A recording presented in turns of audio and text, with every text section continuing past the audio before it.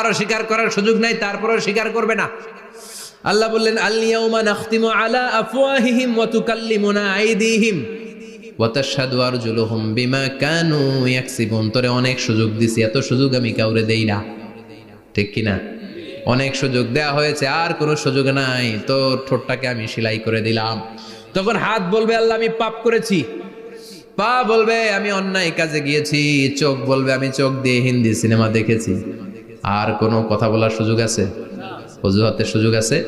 এজন্য সেদিনটা এমন দিন, সেদিন মিজানের পাল্লা দিয়ে আল্লাহ সব আমলগুলোকে মাপবে। যাদের নেকের পাল্লা ভারী হয়ে যাবে তাদের চেহারা হবে হাস্যোজ্জ্বল, যাদের নেকের পাল্লা হালকা হয়ে যাবে দুনিয়ার সম্ভ্রম, দুনিয়ার পাওয়ার ক্ষমতা কোনো কিছুই তার কাজে আসবে না। চিল্লা এখন ঠিক কিনা? ওই কঠিন দিনের ভয় আমাদের অন্তরে আছে? ভয় লাগে? লাগে। এই যে কিয়ামতের নকশা আল্লাহ বলে দিলেন এই সূরায়, প্রামাণ্য বর্ণনা শুনে অন্তরে ভয় লাগে?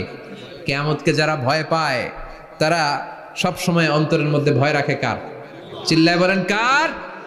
তারা 5 ওয়াক্ত সালাত জামাতের সাথে আদায় করে, মা বাবার খেদমত করে, ইসলামের পক্ষে থাকে, ইসলামের বিপক্ষে যায় না, ঠিক কিনা?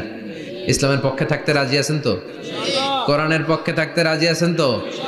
কোরআনের আন্দোলন করতে রাজি আছেন সবাই? আল্লাহ আমাদের সবাইকে কথাগুলো বুঝার ও আমল করার তৌফিক দান করুক। আমরা পড়ি আমিন। আর জোরে পড়ি আমিন। যত কথা আমরা শুনলাম সবগুলো কথা যেন আমাদের নাজাতের ওসিলা হয়, আমরা পড়ি আমিন।